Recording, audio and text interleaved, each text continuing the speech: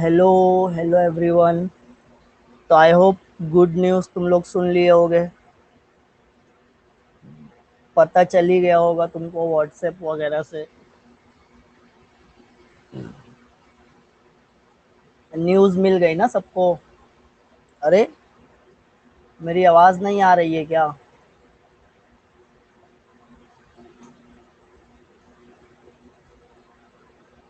इतनी खुशी, अरे बाप रे। एक महीना आगे, अब मई में एग्ज़ाम आ रही है। ओके। तो एक महीना और मिल गया। अब तो ऐसा लगता है कि 70 वाले का 80, 80 वाले का 90 और 5 बार रिवाइज हो जाएगा, रिवीजन पे रिवीजन। हाँ, अच्छा है। एग्ज़ाम पोस्टपोन्ड हो गया, अच्छा हुआ ना। क्या सर? अरे, क्या हो गया? अच्छी बात नहीं है। How to join 12th 2022? Sir हाँ, बोलिए। मुझे नहीं पता। कैंसल हो जाता तो। कैंसल चाहिए था, अरे बाप रे। फिर से आपकी क्लास करेंगे। ये लोग तुम्हारे साथ गेम खेल रहे। कौन लोग? बेटा, ऐप डाउनलोड करोगे तुम, तुम्हारा ग्रेड जो है ना 12th डालो। ऐप डाउनलोड करोगे। पोस्टपोन नहीं चाहिए, फिर क्या। चलो तुम एग्ज़ाम दे देना, तुम्हारा हम ऑनलाइन ले लेंगे एग्ज़ाम। हाँ, 11th में हो। 11th ऑलमोस्ट ख़त्म हो गया है, 12th स्टार्ट करना है। तो यहाँ भी 11th का ख़त्म करके 12th का नया बैच स्टार्ट है। आज फर्स्ट लेक्चर हो गया था।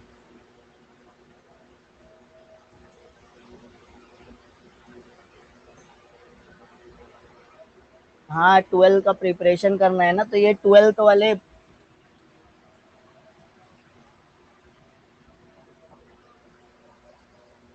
ग्रुप की लिंक मिलेगी तुमको, ये ग्रुप में न्यू बैच अगर ज्वाइन करना है तो यहाँ पे ग्रुप में लिंक है, वो ज्वाइन कर लो।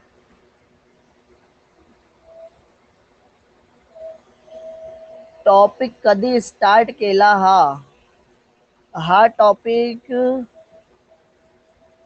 2 दिवसात झाले, 2 दिवस झाले। 2 लेक्चर हुआ कि 3 लेक्चर हुआ? 2 हुआ शायद, एक हुआ, पता नहीं मेरे को। क्या कब स्टार्ट किया था पता नहीं। बट हाँ, 2-3 लेक्चर हो गए, ये थर्ड लेक्चर है मेरे ख्याल से। कुठे मिले लिंक? लिंक ये ग्रुप पे मिल जाएगी। लिंक ये ग्रुप पे मिल जाएगी आपको।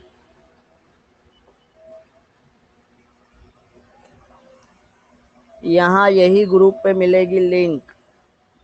चलो ठीक है। So we are going to start our lecture. Lecture start करते हैं। तो कल क्या पढ़े थे, याद है क्या?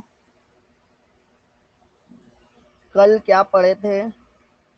हाँ, स्टार्ट कर रहे हैं। तो स्टार्ट कर दिए, कल क्या पढ़े थे वो पूछ रहा हूँ मैं। ऐसा। तो फिर आज लेक्चर, अच्छा, आर्बिट्ररी शेप और स्ट्रेट वायर पे जो फोर्स एक्ट होती थी वो पढ़े थे। और एक, वेरी गुड। चलो। So my name is Abdullah Momin, my qualification is MSc BEd. और यहाँ इस ग्रुप में हम डेली 4 बजे लाइव लेक्चर लेते हैं। Magnetic field due to electric current, ये टॉपिक हम पढ़ रहे थे। आज के लेक्चर में हम पढ़ने वाले हैं force on a closed circuit in a magnetic field.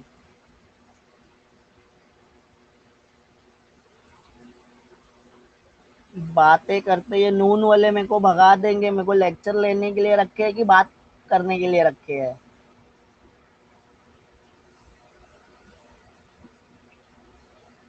Noon academy वाले पढ़ाने के लिए रखे हैं कि बकवास करने के लिए?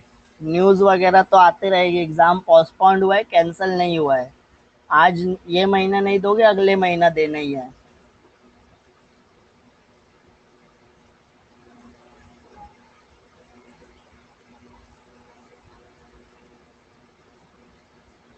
तो हम यहाँ पे अभी आज जो चैप्टर पढ़ने वाले हैं वो है magnetic field due to electric current. Electric current की वजह से जो सॉरी मैग्नेटिक फील्ड डेवलप होती है जब कंडक्टर में से करंट पास होता है। तो force on a close circuit ये वाला टॉपिक पढ़ेंगे। Torque on a current loop ये वाला टॉपिक पढ़ेंगे, इंपॉर्टेंट टॉपिक है। इसमें मूविंग कॉइल गैल्वानोमीटर भी हम पढ़ने वाले हैं। ठीक है। तो force on a closed circuit in a magnetic field, एक मैग्नेटिक फील्ड है और उसमें एक क्लोज्ड सर्किट है। क्लोज्ड सर्किट का मतलब समझता है क्या? What do you mean by closed circuit? जहां से स्टार्ट होगा वहीं पे खत्म होगा, सिमेट्रिकल रहेगा, ऐसा। ये एक वायर है, इसको क्या किए हैं, एक मैग्नेटिक फील्ड में रखे हैं।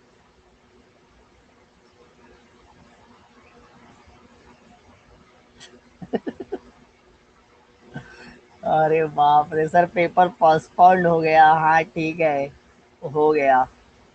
पोस्टपोन्ड हुआ है, कैंसिल नहीं हुआ है।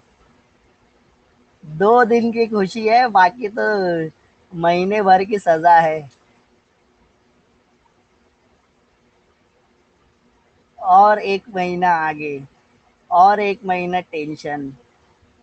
सोच लो क्या अच्छा है, हो के फटाफट खत्म हो जाता, वो अच्छा रहता कि ऐसे ही टॉर्चर झेलते रहोगे। मई चले जाएगा, जून चले जाएगा, जुलाई चले जाएगा, सिर्फ तुम लोग ना टेंशन में रहोगे। एक बार आर या पार हो जाए, खत्म। अब ये होगा होगा, ऐसा। चलो ठीक है, क्या करे।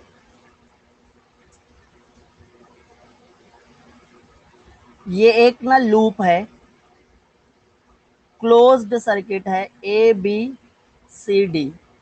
इसमें से करंट फ्लो हो रहा है, यहाँ से ए टू बी जा रहे हैं, यहाँ से बी टू सी, यहाँ सी टू डी, डी टू ए। ये बी जो है मैग्नेटिक फील्ड है, एक्सटर्नल मैग्नेटिक फील्ड में कंडक्टर रखे हैं।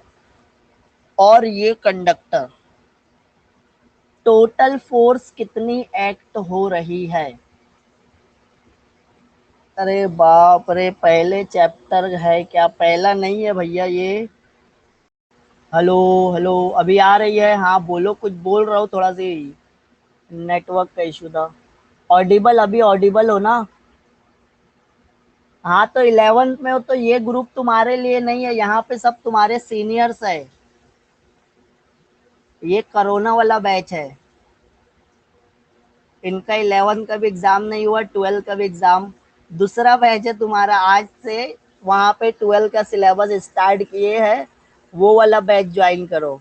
इनका खत्म होने वाला है सब। ये बैच वाले एक भी दिन कॉलेज नहीं गए हैं। ये बैच वाले एकदम स्पेशल है, ऑनलाइन पढ़ के ऑफलाइन एग्जाम देंगे। नया सिलेबस पढ़ के जब तुम लोग मार्केट में आओगे ना, तुम्हारी वैल्यू बहुत रहेगी। समझ में आ रही है बात? इतने टेंशन से तुम लोग, खेलने कूदने की उम्र में टेंशन, है ना? सही है ना? कहाँ तो खेलने कूदने की उम्र थी और यहाँ रोज टेंशन, सर एग्जाम होगा, सर कब होगा, सर पोस्टपोन्ड होगा। 23 से एग्जाम था, 12 को न्यूज आई पोस्टपोन्ड। अरे मैं क्या सांगू वर्षा मैडम को, मैं क्या बोलूँ, किसी की सुनवाई नहीं है।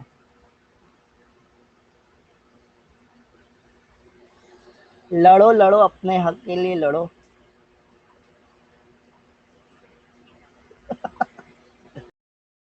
चलो ठीक है, क्लोज्ड सर्किट है।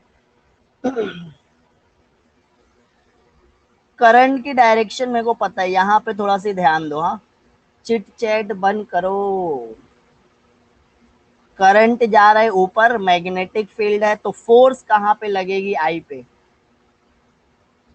कौन सा रूल रहेगा यहाँ पे? मैग्नेटिक फील्ड शो करती है, index finger magnetic field, middle finger current, और थम, थम क्या शो करता है? फोर्स। तो मेरे को करंट पता है और बी की डायरेक्शन पता है, फोर्स की डायरेक्शन क्या होगी वो बताओ। यहाँ पे फोर्स की डायरेक्शन क्या रहेगी? साइड ए बी पे।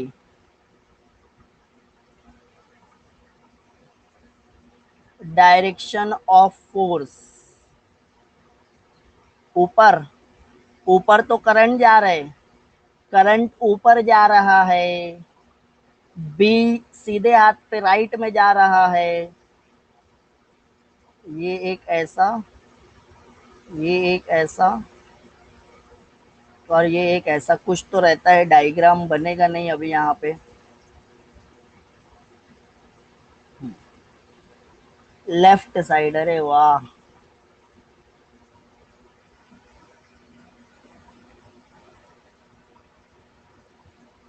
Down, very good very good,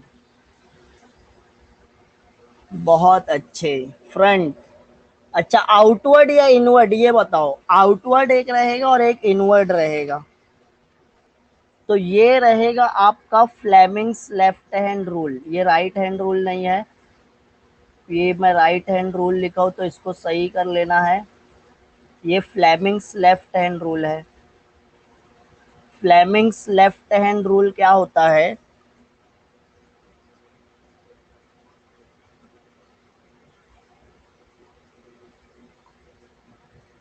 Fleming's left hand rule, तुम्हारी जो इंडेक्स फिंगर है, मतलब जो फर्स्ट फिंगर है, वो बी की डायरेक्शन में रखो, मिडल फिंगर को करंट की डायरेक्शन में रखो, तो थंब कहाँ पे जाने वाला है? फोर्स की डायरेक्शन में जाने वाला है, तो इनवर्ड होगा। तो इनवर्ड को मैं कैसे बनाऊंगा? मैं ये अंदर की तरफ जा रही है फोर्स, फोर्स अंदर जा रही है, और वो फोर्स का फॉर्मूला क्या होगा? Force on A B, I L cross B, ये होगी फोर्स का फॉर्मूला। अब ये जो बी और सी है, side B C, B C पे जो फोर्स लगेगी वो क्या रहेगी? अब देखो लेंथ जो है वायर की, वो ये कंडक्टर की लेंथ है और ये मैग्नेटिक फील्ड है, पैरेलल है क्या? I L B sine theta, I L B sine theta, तो बी सी वाले में एल और बी की डायरेक्शन क्या है? पैरेलल है, तो फोर्स बी सी पे जीरो रहेगी, फोर्स डी ए पे भी क्या रहेगी? जीरो रहेगी। बट ए बी पे फोर्स जीरो नहीं रहेगी, आई एल बी रहेगी, और सी डी पे जो फोर्स रहेगी वो भी I L B sine theta रहेगी।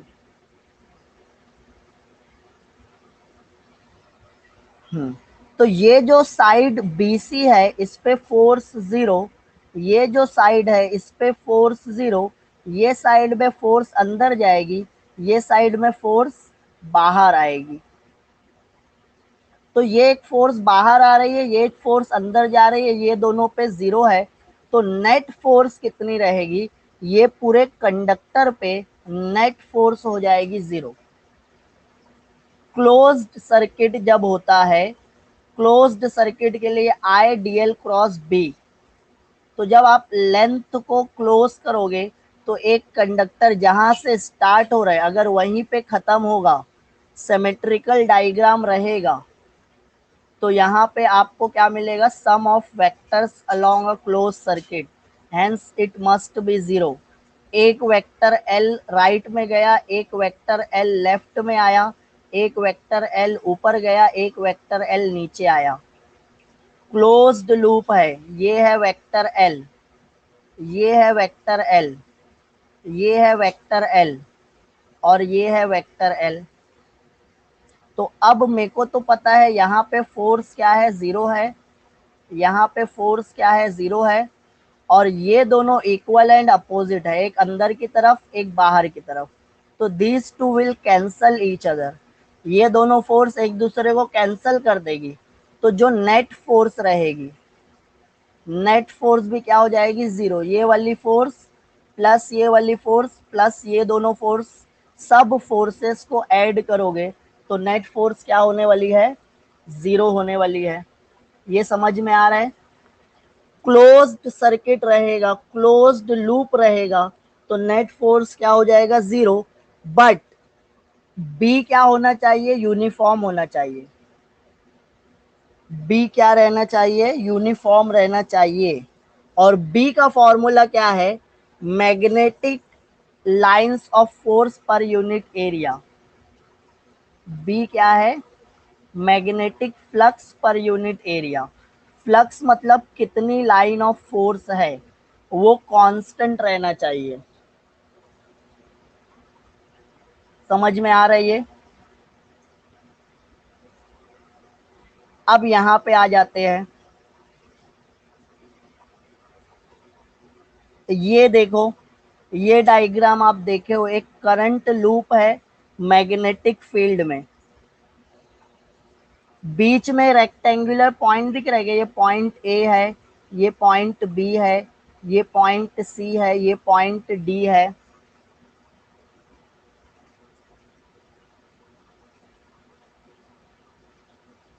तो ये फोर्स एक्सपीरियंस करेगा या नहीं करेगा, तो yes it is going to experience the force, क्योंकि ये क्या होने वाला है, रोटेट होने वाला है। और जब रोटेट होगा तो magnetic flux per unit area क्या होने वाला है, चेंज होने वाला है। मैग्नेटिक फ्लक्स क्या होगा, चेंज होगा। जब ये इसके पैरेलल रहेगा तो मैग्नेटिक फ्लक्स, मैग्नेटिक फील्ड या फोर्स जीरो रहेगा। बट ये जैसे ही थोड़ा सी रोटेट हुआ ना, तो मैग्नेटिक फील्ड अब जीरो नहीं रहने वाला है, क्योंकि लाइंस ऑफ फोर्स और एरिया क्या हो जाएगा, चेंज हो जाएगा। तो यहाँ पे ये मोटर वगैरह में यूज होता है coil. Right hand rule, right hand rule में देखो, ये फर्स्ट फिंगर करंट इंडिकेट करती है, ये मिडल फिंगर मैग्नेटिक फील्ड, और ये जो थंब है ये फोर्स एक्स। अब ये डॉट्स बना है, डॉट्स का मतलब क्या है, मैग्नेटिक फील्ड आउटवर्ड डायरेक्शन में आ रही है। डॉट क्या इंडिकेट करता है कि ये एरो, क्या नहीं समझ रहा है आदित्य को, गोल घूमेगा, हाँ गोल घूमेगा मतलब टॉर्क एक्ट होगी। टॉर्क एक्ट होती है मतलब नेट फोर्स जीरो रहती है। हम्म, समझ नहीं रहा है, ठीक है ठीक है।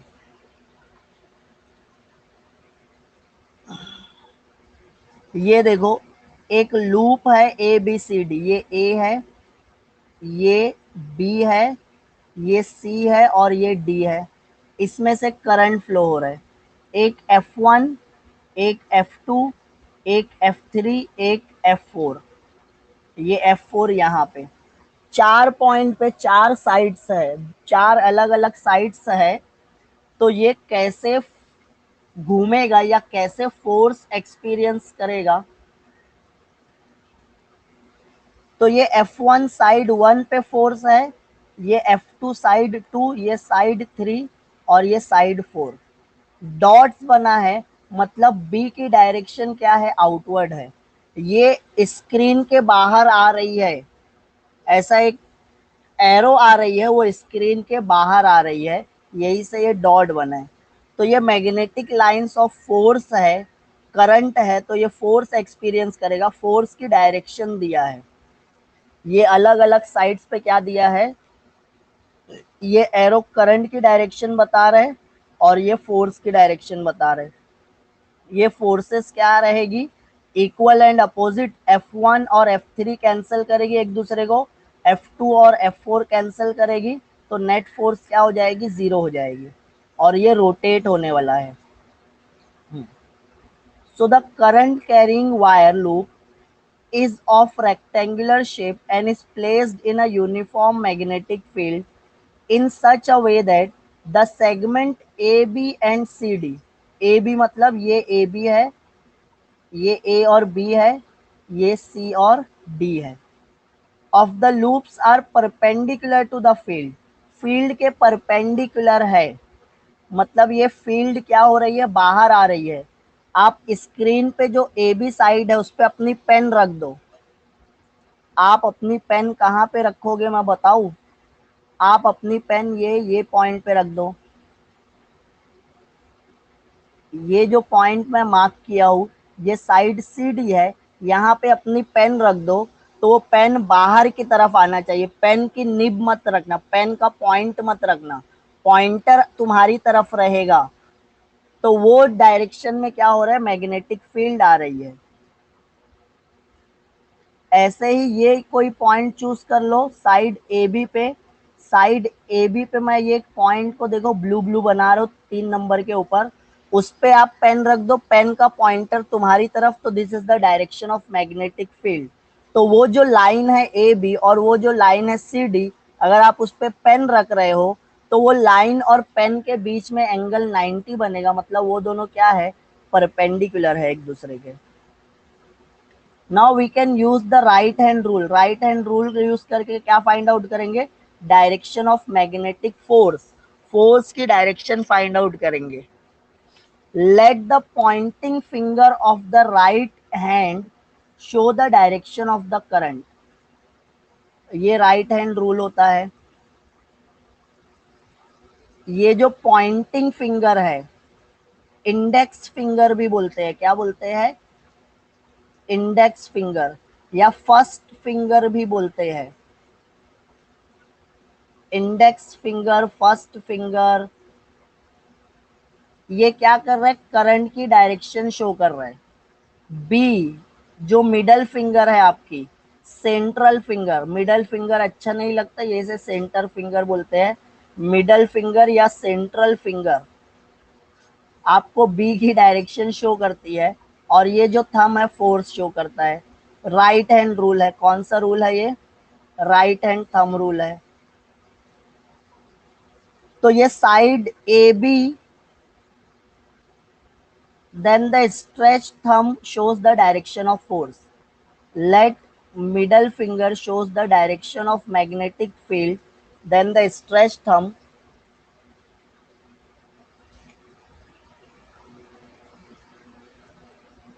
फोर्स की डायरेक्शन शो करेगा।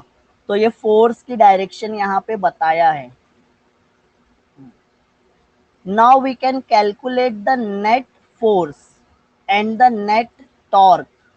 नेट फोर्स कैलकुलेट करना है और नेट टॉर्क कैलकुलेट करना है on the loop in a situation depicted in the diagram 10 point A and 10 point B। 10 point A क्या है, ये है तुम्हारा 10.12 point A।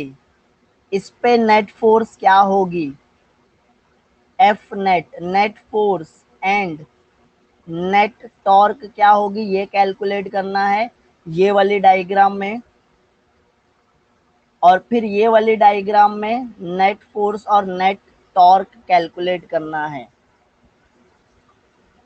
Let us obtain the forces of all the sides of the loop. The F4 on the side 4 BC will be, ये fourth side दिया है, इस पे जो फोर्स रहेगी वो फाइंड आउट करना है। तो इस पे जो फोर्स फाइंड आउट करने के लिए मैं एक यूनिट वेक्टर बनाऊंगा। ये यूनिट वेक्टर किसकी डायरेक्शन में होता है, फोर्स की डायरेक्शन में होता है, और ये किस पे रहेगा, ये अपनी लेंथ के परपेंडिकुलर रहेगा। सिंपल वे में बताना है, हाँ सिंपल वे में ही बता रहे हैं। देखो हम क्या बोलते हैं, all the three are perpendicular to each other. All the three मतलब F I L cross B, तो इसको I L B sine theta ऐसे लिखते हैं क्या? ये फॉर्मूला लिख रहे हैं। थीटा क्या है यहाँ पे? What is theta? थीटा होता है angle between L and B. L और बी के बीच में एंगल है, तो ये है लेंथ, ये क्या है? लेंथ, और ये है मैग्नेटिक फील्ड। बट हम बोल रहे हैं this is the angle theta. अगर ये एंगल थीटा है तो ये बी की डायरेक्शन और ये एल की डायरेक्शन के बीच में एंगल कितना है? 90 माइनस थीटा है।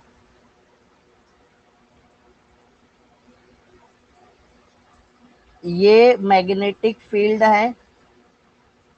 ये मैग्नेटिक फील्ड में क्या करते हैं? एक कंडक्टर लेते हैं, ये कंडक्टर है, ये एंगल थीटा है। देखो ये एक लाइन है, ये फर्स्ट लाइन, ये सेकंड लाइन। फर्स्ट लाइन पे मैं एक परपेंडिकुलर खींचता हूँ, सेकंड लाइन पे एक परपेंडिकुलर खींचता हूँ। ये सेकंड लाइन वाला परपेंडिकुलर 2 डैश 1 डैश। तो अगर दो लाइन के बीच में एंगल थीटा है ना, तो उनके परपेंडिकुलर के बीच का भी एंगल थीटा हो जाएगा। अब ये एंगल 90 है। कौन सा एंगल? मैं ब्लू वाले उससे बना देता हूँ। ये एंगल कितना है? 90 है। 90 में से ये थीटा हो गया, तो ये हो जाएगा थीटा माइनस 90, या 90 माइनस थीटा। इसको हम क्या लिखेंगे? 90 माइनस थीटा लिखेंगे। कौन सा एंगल? ये एंगल। अब ये एंगल किसके बीच में है? कंडक्टर की लेंथ एल, ये लेंथ एल के बीच में है और बी के बीच में है। Angle between L and B is 90 minus theta. तो फिर मैं फोर्स कितनी लिखूंगा? मैं लिखूंगा I L B sine 90 minus theta. Sine theta नहीं लिखूंगा, क्या लिखूंगा? Sine 90 minus theta. अब हम क्या बोल रहे हैं? ये जो फोर्स F2 डी ए वाला, ये F2 जो फोर्स है will be equal and opposite to F4। वो F4 के इक्वल एंड अपोजिट है, तो ये दोनों एक दूसरे को क्या कर देगी? कैंसल कर देगी। ये F2 और F4 एक दूसरे को क्या कर दी? कैंसल कर दी। अब ये F1 और F3 हमको कैलकुलेट करना है।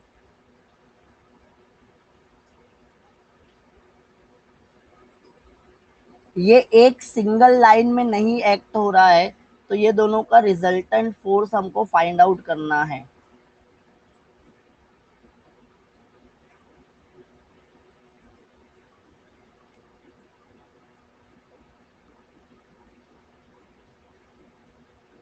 तो F1 वाली जो लेंथ है ना, वो L1 बोलता हूँ, और F3 वाली लेंथ भी क्या है? L1। ये देखो लेंथ कितनी है? L1 दिया है यहाँ पे।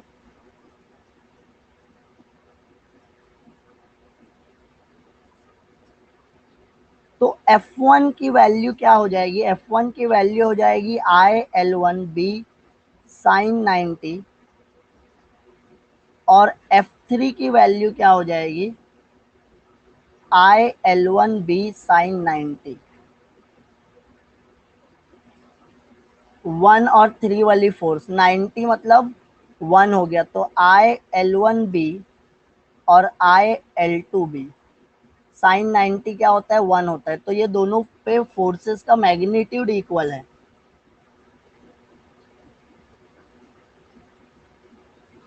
अब ये दोनों फोर्सेस की वजह से क्या होने वाला है?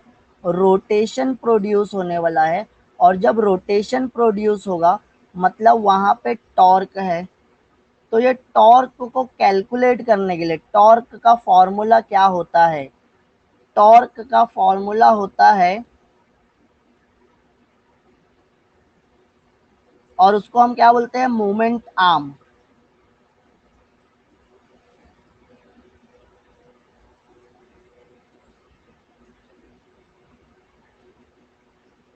torque due to force F1 and F3, that is movement arm, is L by 2, or sorry 1 by 2 half L2 sin थीटा। हाफ लेंथ, बीच में जो फोर्स लगेगी वो टॉर्क प्रोड्यूस कर रही है, यही से यहाँ पे हाफ ले रहे हैं, वो मूवमेंट आर्म का फॉर्मूला है। तो torque I L one B half L two sine theta plus I L one B half L two sine theta. Half L two sine theta, half L two sine theta क्या हो जाएगा, total L two, तो L one B into half और half मिलके 1 हो गया, तो ये हो जाएगा एल टू साइन थीटा।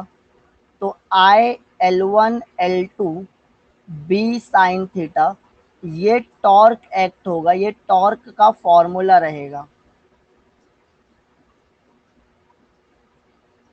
अब अगर ये टॉर्क में मल्टीपल टर्न्स रहेंगे, मतलब ये एक बार घूमा, ये दूसरी बार घूमा, ये तीसरी बार घूमा, कितनी नंबर ऑफ टर्न्स, क्या बोलते हैं हम, number of turns. Number of turns एक एक नंबर ऑफ टर्न्स है, तो यहाँ पे अगर नंबर ऑफ टर्न्स n है तो टोटल टॉर्क क्या हो जाएगी, n into small torque, n tau. तो यहाँ पे क्या होने वाला है, n I L one L two B sine theta.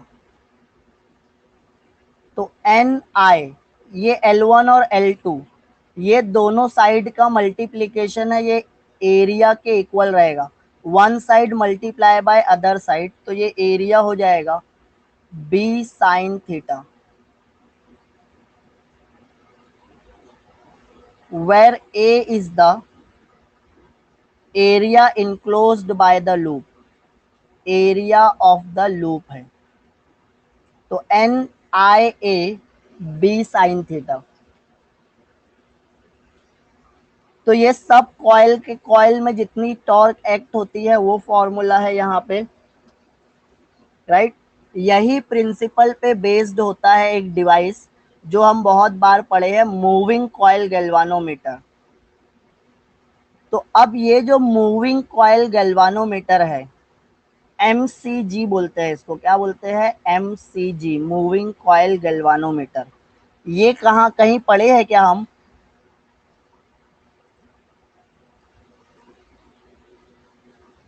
Moving coil galvanometer कहाँ पे पढ़े हो, करंट इलेक्ट्रिसिटी में पढ़े हो।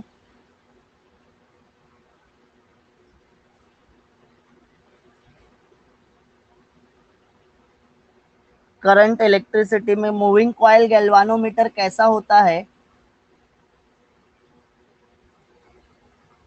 एक निडल रहेगी,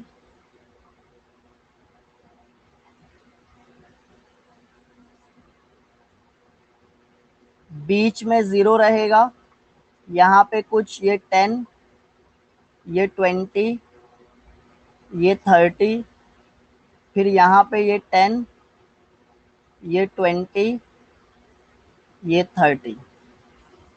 करंट क्या होता है, अगर करंट यहाँ से अंदर जाएगा तो यहाँ से बाहर आएगा, करंट की डायरेक्शन की वजह से ये डिफ्लेक्ट होगा। जब करंट की डायरेक्शन अपोजिट हो जाएगी ना, तो इसका डिफ्लेक्शन भी कैसा होता है, अपोजिट। तो करंट की डायरेक्शन चेंज होने से ये अपोजिट डायरेक्शन में डिफ्लेक्ट होता है, मेजर करता है ये करंट को डिटेक्ट करने के लिए यूज होता है, करंट को डिटेक्ट करने के लिए यूज होता है। इसका 0 कहाँ पे होगा, बीच में होगा, गेटिंग इट। हाँ, इससे एमीटर और वोल्टमीटर बनता है, ये करंट इलेक्ट्रिसिटी में पड़े हैं।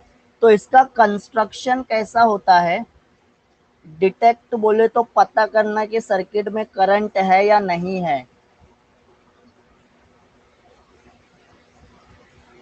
तो इसको एमसीजी बोलते हैं, इसको मूविंग कॉइल गैल्वानोमीटर बोलते हैं। ये तो उसका इंटरनल स्ट्रक्चर है, अंदर क्या रहता है। तो यहाँ पे देखो ये मूविंग कॉइल, ये एक कॉइल मूव हो रहा है। यहाँ पे नॉर्थ पोल साउथ पोल दो मैग्नेट्स है। यहाँ पे मैग्नेटिक फोर्स रहेगा, मैग्नेटिक लाइंस ऑफ फोर्स रहेगा।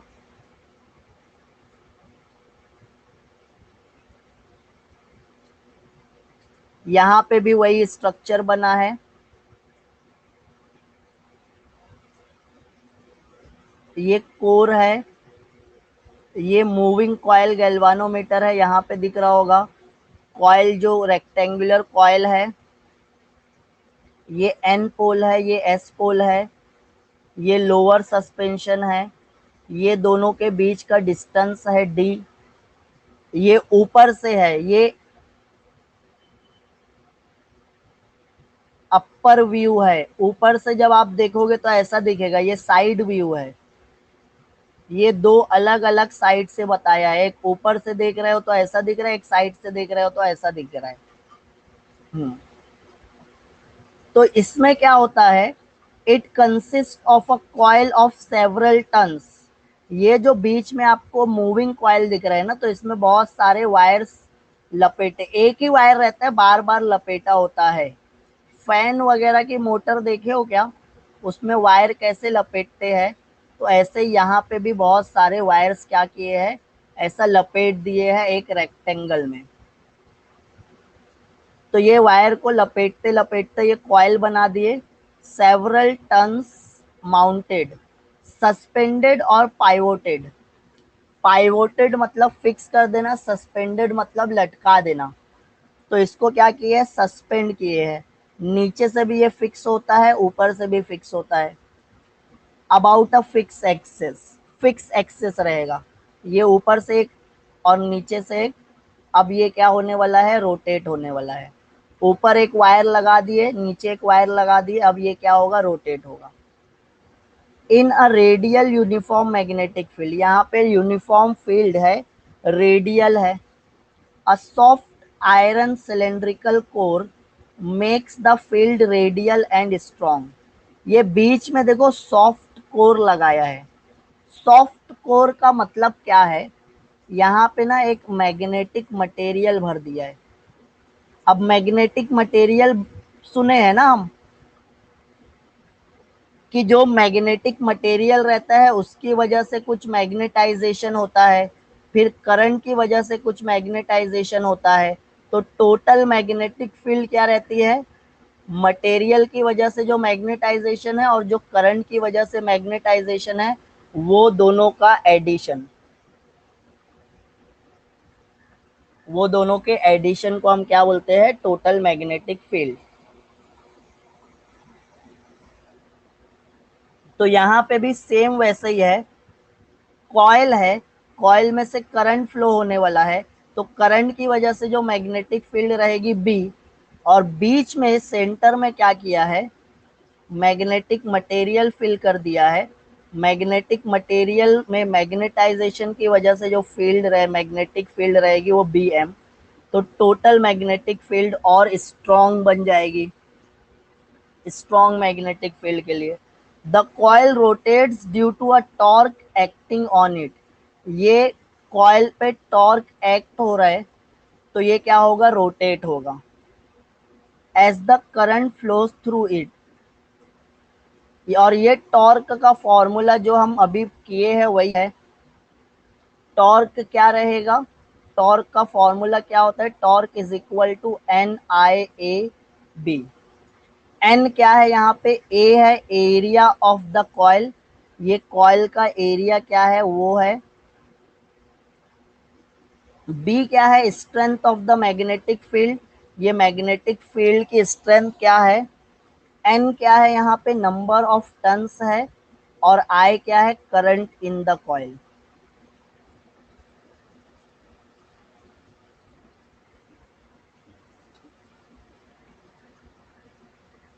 अब यहाँ पे जो मैग्नेटिक फील्ड रहेगी 1, तो यही से साइन थीटा को 1 लिया है।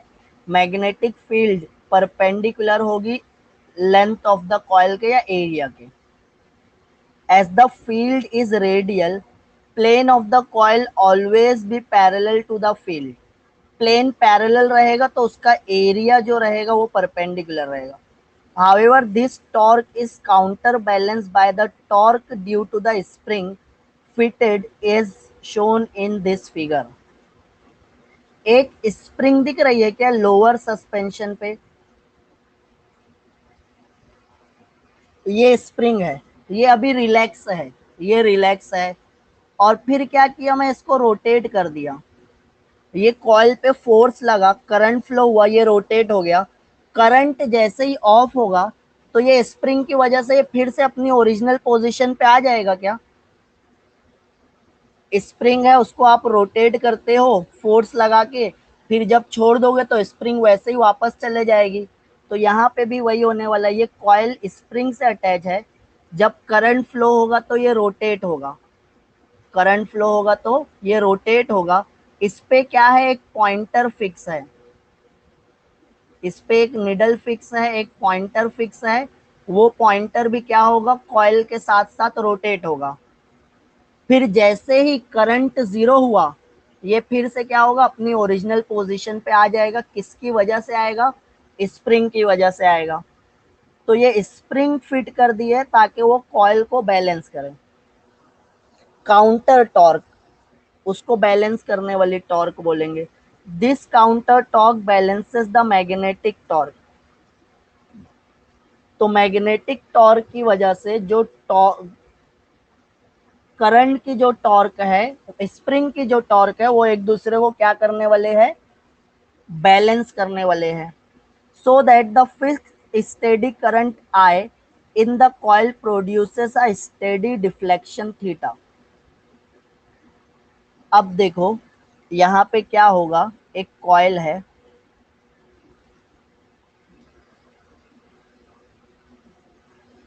ये एक कॉइल है ए बी सी डी, नीचे क्या है, स्प्रिंग है, ये स्प्रिंग है।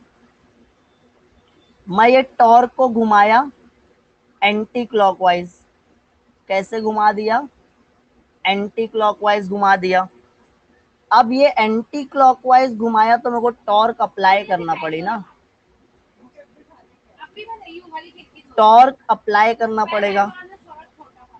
तो अप्लाइड टॉर्क, टॉर्क अप्लाई करके मैं क्या किया, इसको रोटेट किया। अब स्प्रिंग की वजह से क्या होगा, ये रुक जाएगा। ये पॉइंट पे आके क्या हुआ है, यहाँ पे ये रुक गया है।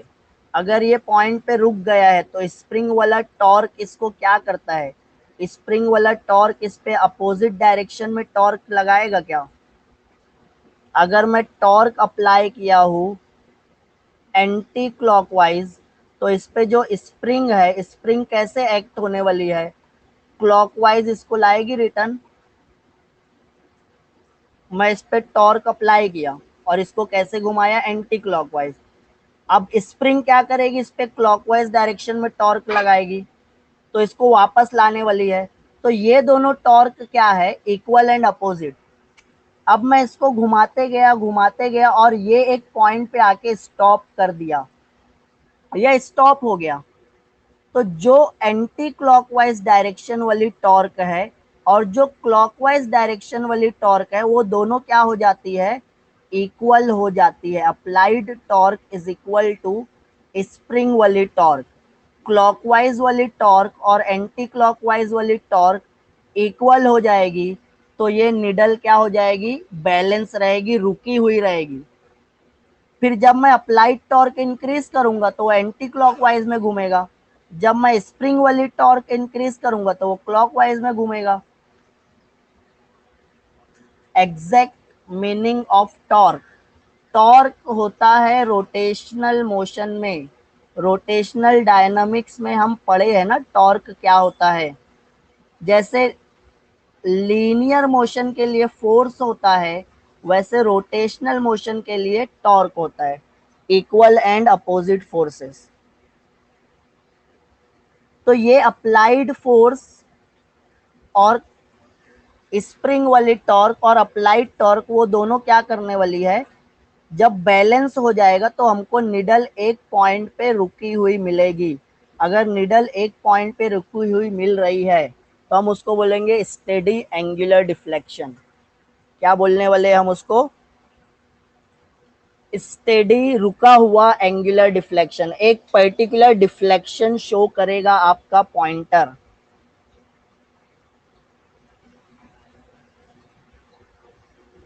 Getting it?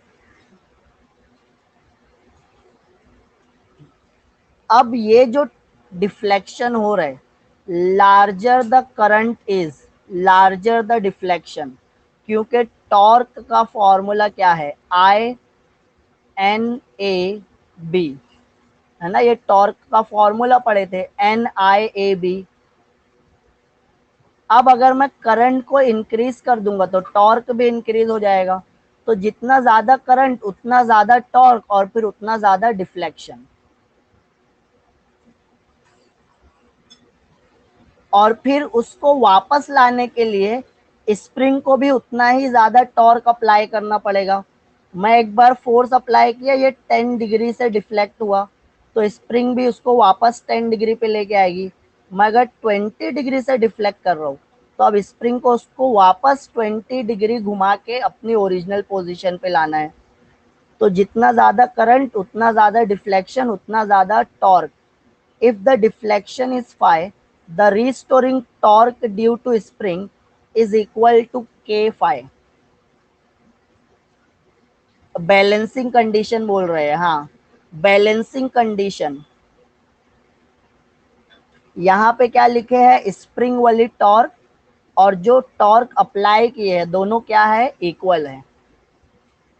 तो स्प्रिंग वाली टॉर्क कितनी है, k इंटू फाइव, ये टॉर्क ड्यू टू स्प्रिंग है। और अप्लाइड टॉर्क की कितनी है, एन ए आई बी, ये दोनों इक्वल होगा, मतलब स्टेडी डिफ्लेक्शन, बैलेंस हो गए हैं दोनों टॉर्क। तो फाई की वैल्यू क्या होगी, के यहाँ डिवीजन में आ गया, एन नंबर ऑफ टर्न्स है, ए एरिया है, बी मैग्नेटिक फील्ड, के कांस्टेंट।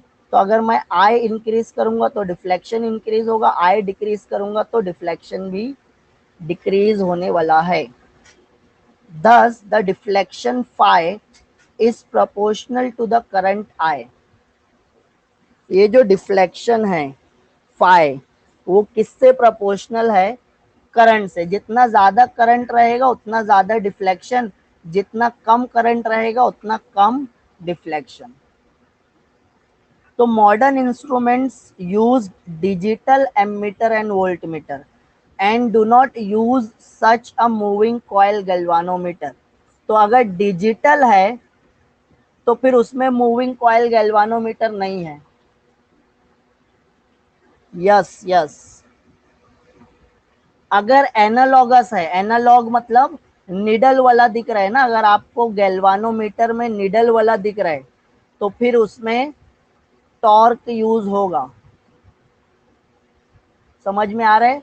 जब आप एमीटर और वोल्टमीटर देखते हो, कोई तो बोला था ना सर एमीटर और वोल्टमीटर में यूज होता है एमसीजी, ये जो मूविंग कॉइल गैल्वानोमीटर है, ये एमीटर और वोल्टमीटर में यूज होता है।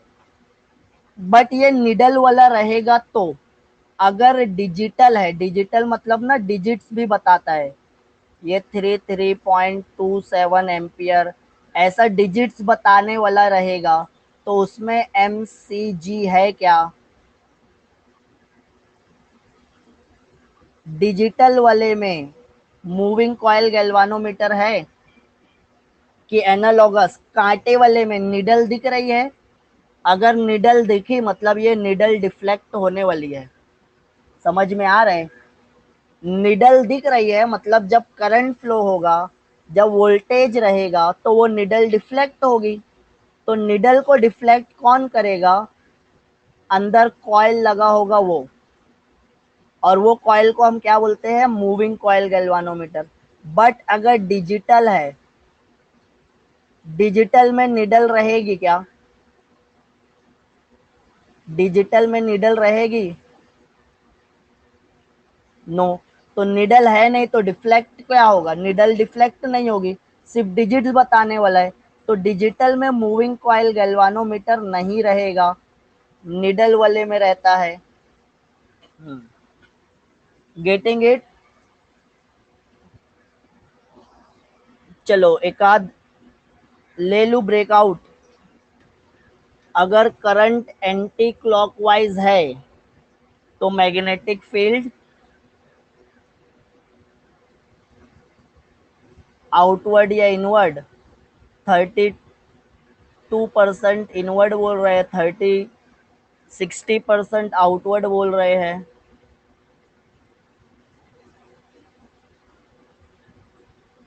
राइट हैंड रूल देखो कैसे है, ये सर्कल है, एंटी क्लॉकवाइज मतलब ये वाला। तो आप अपना पाम रखो और फिंगर्स को ऐसे मोड़ लो ना, फिंगर्स को मोड़ लो। राइट हैंड यूज करना है, थंब देखना है कहाँ पे निकलता है, थंब आउटवर्ड निकलता है या इनवर्ड, एंटी क्लॉकवाइज है, फिंगर्स को मोड़ना है एंटी क्लॉकवाइज। तो थंब कैसे आएगा, राइट हैंड बोला है, राइट हैंड यूज करना है। राइट हैंड कैसे आएगा, आउटवर्ड या इनवर्ड, आउटवर्ड आएगा और परपेंडिकुलर। तो ये पॉइंट से बाहर आ रहे, ये जो मैं ब्लू वाला पॉइंट बना रहा हूँ, ये ब्लू पॉइंट से कंसिडर कर लो एक एरो सीधा स्क्रीन के बाहर आ रहे तुम्हारे। और अगर यही क्लॉकवाइज रहेगा, क्लॉकवाइज, तो आप फिंगर्स को आप ऐसे मोड़ोगे, ये फिंगर्स है, ये फिंगर्स, फिंगर्स मोड़ते जा रहे हो। और ये थंब कहाँ पे जाने वाला है, थंब जाने वाला है इनवर्ड में। जब मैं क्रॉस बनाता हूँ तो इनवर्ड है, अंदर की तरफ जा रहे। जब मैं डॉट बना के सर्कल करता हूँ तो मतलब है आउटवर्ड। ये तुमको बुक में ऐसा मिलेगा, क्योंकि बुक में वो तीर लगा के दे नहीं सकते ना, बाहर निकल रहे अंदर जा रहे, स्क्रीन के बाहर आ रहे स्क्रीन के अंदर जा रहे, स्क्रीन के अंदर तो cross circle, dot circle, outward, screen से बाहर आ रहे स्क्रीन के अंदर जा रहे तीर एरो, ये कंसीडर करना है, ये याद रखना है। तो आई होप तुमको समझ में आ रहा होगा। समझ में आ गया अभी डायरेक्शन कैसे फाइंड आउट करना है, कंफ्यूज नहीं होना है।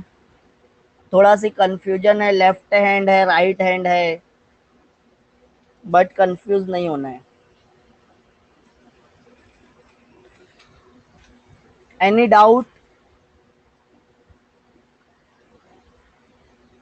चलो ठीक है, तो आज के लिए इतना ही। अभी तुम्हारा केमिस्ट्री का लेक्चर रहेगा, जाओ केमिस्ट्री का लेक्चर अटेंड करो, कल सेम टाइम सेम लेक्चर।